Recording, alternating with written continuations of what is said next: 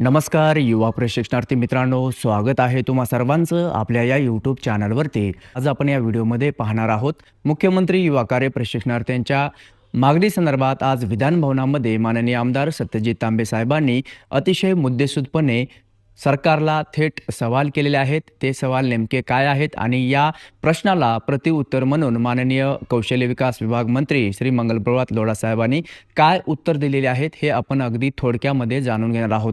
तसेच माननीय सत्यजित तांबे साहेबांच्या पाठोपाठ माननीय आमदार अभिजित वंजारी साहेबांनी देखील सरकारला थेट सवाल विचारलेले आहेत युवा प्रशिक्षणार्थ्यांच्या मागणी संदर्भात।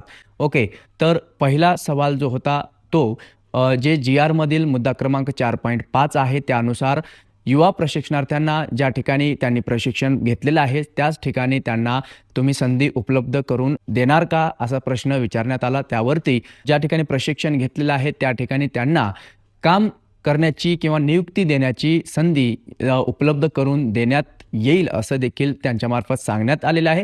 तसेच या योजनेमध्ये आम्ही सातत्य देखील ठेवणार आहोत असं त्यांनी सांगितलेलं आहे।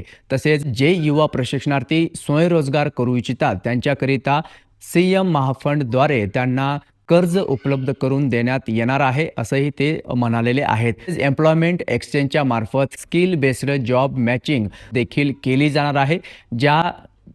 ज्या कंपन्यांना प्रशिक्षणार्थ्यांची गरज आहे त्यांनी त्या ठिकाणी प्रोफाईल त्यांची मॅच केली जाईल। काय रिक्वायरमेंट आहे त्यानुसार त्यांना त्या ठिकाणी त्या कंपन्यांमार्फत किंवा त्या रिक्रुटमेंट एजन्सीज मार्फत त्यांना नोटिफिकेशन येईल। तुमची जॉब मॅच प्रोफाईल त्या ठिकाणी झालेली आहे अशा पद्धतीने त्यांना त्या ठिकाणी रोजगार जो आहे तो उपलब्ध होईल असं त्यांच्यामार्फत सांगण्यात आलेलं आहे, जॉब मॅच मेकिंग प्रोफाईलच्या माध्यमातून।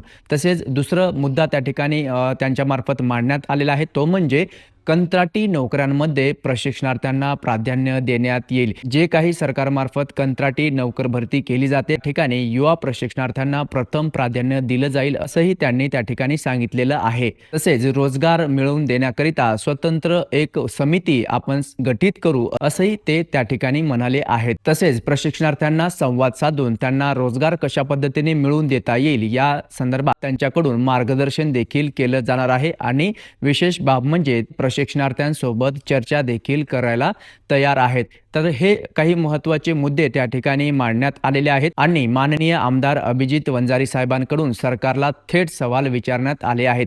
ते सवाल म्हणजे नेमके कोणते, तर युवा प्रशिक्षणार्थ्यांना कायमस्वरूपी रोजगार तुम्ही उपलब्ध करून देणार का, तसेच 10% अंशकालीन आरक्षण त्यांना मिळवून देणार का, तसेच त्यांच्या मानधनामध्ये दुप्पटीने वाढ तुम्ही करणार का, असे थेट सवाल त्या ठिकाणी सरकारला विचारण्यात आलेले आहेत। अद्याप त्याच्यावरती उत्तर सरकारकडून आलेलं नाही, परंतु ही जी काही मागणी आहे युवा प्रशिक्षणार्थ्यांची ती विधान भवनामध्ये दोन आमदारांनी त्या ठिकाणी आज मांडलेली आहे।